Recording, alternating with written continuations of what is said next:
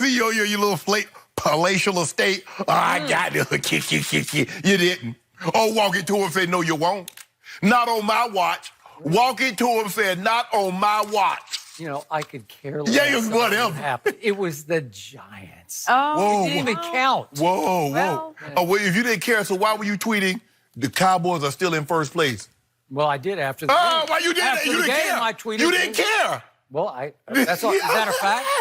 Am I right about that? It's temporarily. Oh. It's just temporarily. Okay. It won't be long, though, for you not be in first place and out of the playoffs. Well, it won't be long till you get your butt kicked. Right now. Clearly, we have a great show lined up today. Are the Patriots' struggles Brady's fault or his supporting cast? And should the Cowboys be bigger favorites at home on Sunday against the Rams? But first, we will start with the Eagles from last night. It took overtime, but Carson Wentz led Philly on a second-half comeback to force overtime and get the win against Eli Manning and the Giants. With a depleted receiving core, the Eagles relied heavily on Zach Ertz to caught 2 touchdowns, including the game-winning catch in overtime.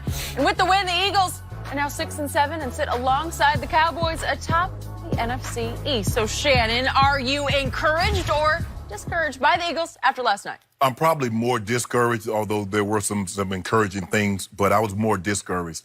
Skip, the thing is for me is that I'm more discouraged in the defense because it seems to me that Ronald Darby is your best corner. And he gave up a $154 and 2 touchdowns in the first half. That's your best corner. Now, and the Giants, Skip, look, the Giants are whatever they are. They're not a very good football team. We know that. If the Eagles were playing anybody else last night, at the half, at best case scenario, they could hope to find themselves down 24-3, maybe even 27-3. Yep. But they were very fortunate to only find themselves down 17-3. And I'm looking at the defense and I'm looking at Eli Manning, and they had people thinking for just a second, man, Eli should have been starting this whole while. Eli may got another year or 2 in him. He had moments. And then all of a sudden the second half comes back around. Yeah. But I was encouraged by what I saw offensively because, you know, walking to him now, because I would have given him an A if it was a grade, Jenny, because, you know, now what we do now since I've been dealing with Skip is that we factor in weather. We factor into the elements. No, if it's, you don't. No, you said you do. You I'm not in the Hall of Fame. No. You weather doesn't matter. But you always tell me you've covered the game and followed the game longer than I played it, and I've been in the Hall of Fame. So I will give you that. Exactly. So we factor in weather, elements, things of that nature. It rained the entire night. I don't think it rained in the fourth quarter. Honestly, I don't think it was. I don't think it was raining. I think it slacked off at worst. Cameras were still. I got you. You know what I'm gonna do for you? I'm gonna get you a Christmas gift. Yeah. I'm gonna get you a nice 4K. Yeah. LED. I'm gonna get you that. Is that what it is? Yeah, I'm gonna get you that. I'm gonna get you that, Skip, because if your television did not show rain in the fourth quarter, there's something wrong. Couldn't see it. You are going to get me a Christmas gift of like 5 more cases of Diet Dew. I'd like a new TV too, Shannon. You know, Skip. Now there's a guy that's playing up in Foxborough, and every time we come out here and address his state, we talk about what he does not have. Now, Skip Bayless love to talk about Jacoby Myers. He's a converted, or he's an undrafted free agent, but he's a converted quarterback. A rookie. Skip, if you don't mind me asking, can you tell the people at home what is Greg Ward? I don't really know. Oh, you don't know? Yeah. He's an undrafted free agent that was a college quarterback, a rookie. Wow. Did you know that?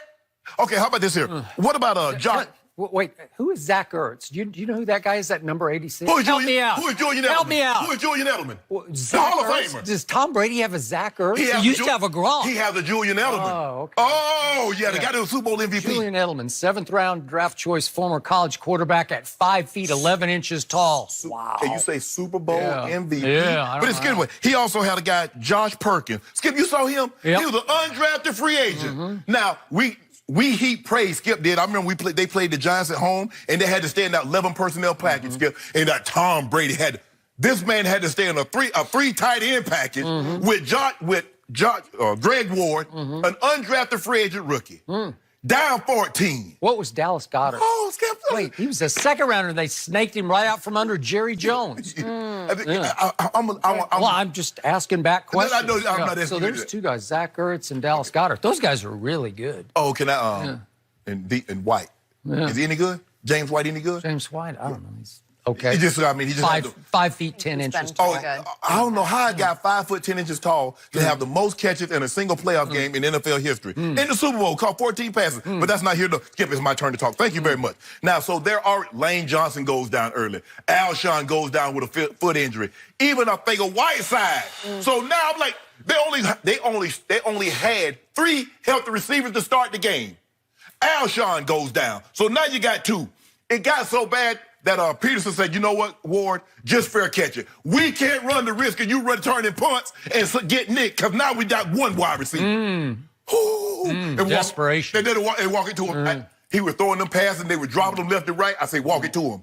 You got to walk the ball and hand it to him, and he started doing that in the fourth quarter. Skip, you see what he did? Zach Ertz, come here, I need you. Dallas Goedert, come here, I need you. Ward dropped the touchdown. But when it was 3rd down, he said, Ward, I'm calling on you, bro. I know you could deliver in the crunch. And guess what, Skip? You see that motion, Zach Ertz? Dougie P called timeout. You get that book, Fearless. He called timeout. Dougie prediction. Dougie P called timeout. He said, look here. He said, this is what I'm thinking. I said, if we put a Ertz outside, we motion him back in. Now, normally they're in a man coverage, and we motion him back in, they might get confused, and some play man, some play zone. And guess what happened, Skip? They motion him back in. 2 guys played man, 1 guy played zone. And walking to him had a game-winning touchdown. That's like highly impressive. It was very impressive. But Skip, overall, the mere fact that you found yourself in that situation with a team like the Giants leaves me discouraged. Although they might be encouraged and says, look, we can come back. But if you play a decent team now, Washington is better than the Giants. The Cowboys are better than the Giants. You fall behind 14-3 against the Cowboys, and it'll be 28-3 in the blink of an eye. And we know the Cowboys are front runners, and that's what happened to the Eagles last time they played in Jerry's world. Fell behind 14-0, and it went on to be the Cowboys' most impressive win of the season. Bounce it to him at an early time. Well, Skip, I'm talking there. So in other words, what I'm saying, Skip, I was discouraged because the defense did not play up to par for the entirety of the game. Now, the second half, they held them to 2 first downs. But you can't spot a team this late in the season with what's at stake. I thought they would come out and play a lot better overall than what they played. Second half, virtuoso. First half, left a lot to be desired. So you have left me confused over here because you're gloating, but you're discouraged. So I don't get how they go together. I'm not gloating, discouraged. Skip. I'm so excited, but I don't like what happened. Which is it? I don't know. I'm gloating because I know you were gloating when you saw that score 17-3. I didn't say a word. I just knew what was coming. So now it is my turn to speak. So we will have nothing coming from across the other side of the title. Thank you very much. Side. I will never say that a team that wins a game should be discouraged by it, because it was a win, and wins are coming at a tough price in this division of late, because they did win after losing 3 straight and 5 of 7, and I must admit that my team has lost 3 straight and 4 of 5. So would I take a win on Sunday, even against the Rams are much better? I bet you would. I would take a win. So I'm not going to discount the fact that you did somehow win the game. But I'm here to say that was an embarrassing win. That was a shameful win. That was a head-scratcher of a win, because what happened in the bitter end is what should have happened from the very start. You know it, and I know it. Because the Giants came in losers of 8 straight games, with a 38-year-old backup quarterback back at starter, and a defense that came in ranked 29th in the NFL in points allowed. So it should have been a wipeout. I told you sitting here at the end of the show yesterday, if Bounce It To Him Wentz, W-I-N-C-E, didn't have at least 300 yards passing against this defense, something was very wrong. And he finally barely did have 300 yards passing, but it took overtime.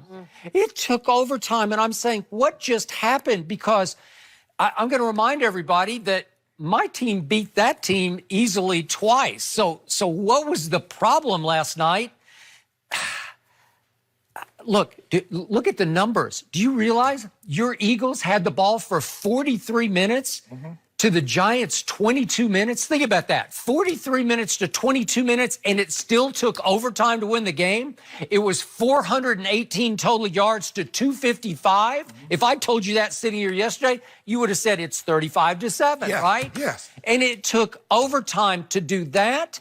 And look, This was Eli Manning thrown into the fire on Monday Night Football after having to sit out for most of the year and watch Danny Dimes throw nickels, right, and pennies. And in the end, Eli... I like that. Nickels and pennies, that's what he's been throwing, not no dimes. That is correct. And yet, Eli, in the first half, I sat back in awe because he had 179 yards passing against the Eagles secondary. And Darius Slayton, a fifth-round rookie out of Auburn, was looking like Jerry Rice. Every time I looked up, he was open deep again. And at one point, the second touchdown he caught, he just ran right between the DBs like they checked out. Skip, they had him bracketed. Well, what are you they doing? Played him in and out. You got him. Kept No, him you in the got field. him. You got him. No, you got him. No, you get him. No, nobody got him. And all of a sudden I look up, and it's 17-3 at halftime.